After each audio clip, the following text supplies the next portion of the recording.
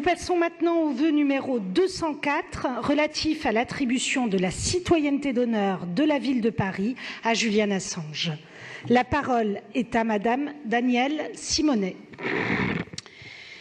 Julian Assange peut être considéré comme un des principaux lanceurs d'alerte de notre temps et avec Wikileaks, il a largement contribué à nourrir le débat démocratique, à renforcer les contre-pouvoirs citoyens et à alimenter le journalisme d'investigation face aux dérives autoritaires, sécuritaires et militaires des États ainsi que des lobbies. Julian Assange a été arrêté à l'ambassade d'Équateur à Londres le 11 avril dernier par la police métropolitaine londonienne. Il risque l'extradition vers la Suède et les États-Unis respectivement dans le cadre d'enquêtes et de procédures judiciaires pour viol et pour espionnage. Les chefs d'accusation pesant contre Julian Assange aux États-Unis, notamment pour menace à la sûreté de l'État, lui font encourir une peine d'emprisonnement à vie ou la peine de mort. L'enquête, selon Amnesty International, s'oppose à l'extradition de Julian Assange aux États-Unis et aussi bien une extradition directe du Royaume-Uni vers les États-Unis qu'à une extradition vers la Suède pouvant conduire à une extradition vers les États-Unis. Je voudrais vraiment faire écho des déclarations du 31 mai de Nils Metzer, rapporteur spécial des Nations Unies sur la torture, après l'examen de Julian Assange en détention au Royaume-Uni, portant sur l'état de santé, la torture mentale dont il est victime et l'acharnement exceptionnel jamais vu en 20 ans de carrière de la part d'États démocratiques, dans le but délibéré d'isoler, de diaboliser et d'exercer sur un individu autant de pression pendant si longtemps et avec aussi peu de respect pour la dignité humaine et le droit. Et donc, à travers ce vœu, je voudrais faire la proposition que le Conseil de Paris se prononce en faveur de l'attribution de la citoyenneté d'honneur de notre ville à Julian Assange pour l'assurer du soutien et de la protection entière de notre municipalité pour son rôle de lanceur d'alerte. Je vous remercie. Merci Madame Simonet. Et pour vous répondre et pour porter la voix de l'exécutif, Monsieur Patrick Klugman. Merci Madame la maire. Chers collègues, cher Danielle Simonet, je ne veux pas faire planer de doute sur la position de l'exécutif municipal. Nous sommes opposés à décerner la citoyenneté d'honneur à Julian Assange. Et je vais vous expliquer ou tenter de le faire brièvement pourquoi. Bien sûr que Julian Assange a été ce qu'on appelle un lanceur d'alerte. Il a même été, d'une certaine manière, il a préfiguré cette notion devenue depuis éminente et importante, qui depuis ses premières révélations en 2006 avec Wikileaks a reçu une consécration importante et des protections dans l'ordre juridique international. Mais Julian Assange, ce n'est pas un concept, c'est un homme, c'est un militant. Et ce militant a un parcours qui fait que, bien sûr, qu'il a été un lanceur d'alerte, qu'il a été extrêmement courageux, qu'il a été utile à la manifestation de la vérité sur des dossiers stratégiques et qu'il a fait avancer la connaissance de l'opinion sur le fonctionnement démocratique. Mais ce n'est pas que cela.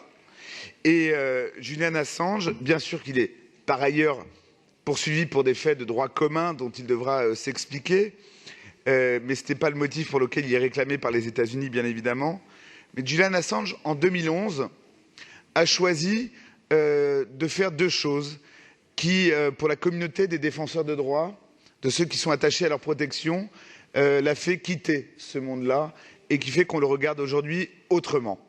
D'abord, il a publié des documents en pleine campagne américaine, issus du Parti démocrate, et le fait est qu'il a donc pris parti dans une campagne a priori démocratique et pour favoriser l'élection d'un camp, en l'occurrence celui de M. Trump, dans une concordance avec l'immixtion supposée ou réelle russe dans cette campagne, ce qui est quand même plus que regrettable. Mais surtout, il a violé les accords qu'il avait souscrits avec les différents journaux avec qui il avait travaillé pour les premières publications de Wikileaks. Et à partir de 2015, il a décidé de publier des documents en se fichant du secret des sources, en exposant ses sources, en exposant l'intégrité physique et la liberté des gens qui avaient choisi de lui faire confiance. Et à ce niveau-là, je crois que cet acte est pour nous incompatible avec le fait de lui décerner une citoyenneté d'honneur aujourd'hui, quelle que soit sa situation juridique que nous connaissons et qui évidemment mérite d'être regardée avec la plus vive attention. Je voudrais simplement, pour finir, vous lire ce que Le Monde écrivait il y a quelques jours. Monsieur Assange n'est pas un ami des droits de l'homme. Lorsqu'il a approché en 2010 5 journaux de Le Monde pour explorer le contenu des documents militaires et diplomatiques américains, l'accord était clair. Wikileaks devait accepter la politique de ces 5 médias en matière d'éthique, notamment protection des sources.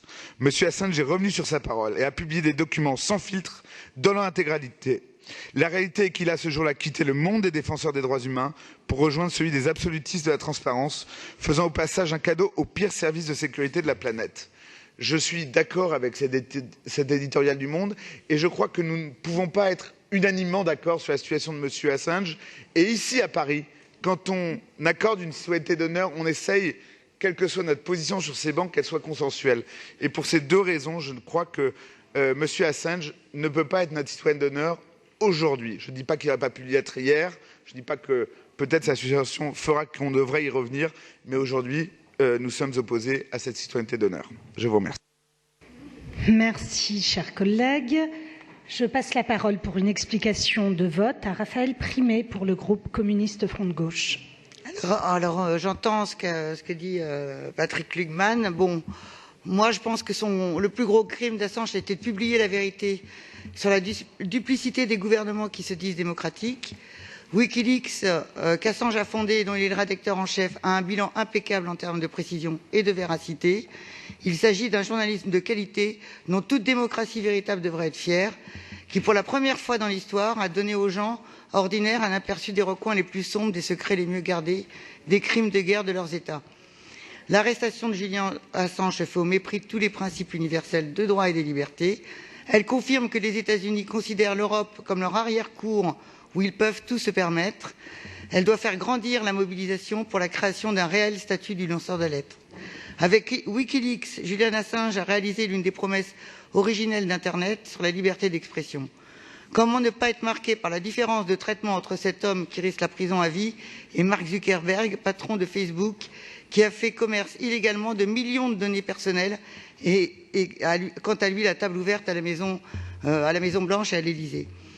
Les médias et la classe politique ferment les yeux. Ben si, c'est des données quand même.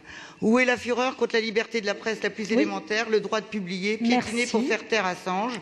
Où est la volonté de prendre enfin la parole pour défendre Assange? Il n'y a rien, et c'est pour ça que nous soutiendrons le vœu de Daniel Simonet. Je vous remercie. Je mets maintenant aux voix ce vœu numéro 204 déposé par Madame Simonet avec un avis défavorable de l'exécutif. Qui est pour? Qui est contre? Qui s'abstient?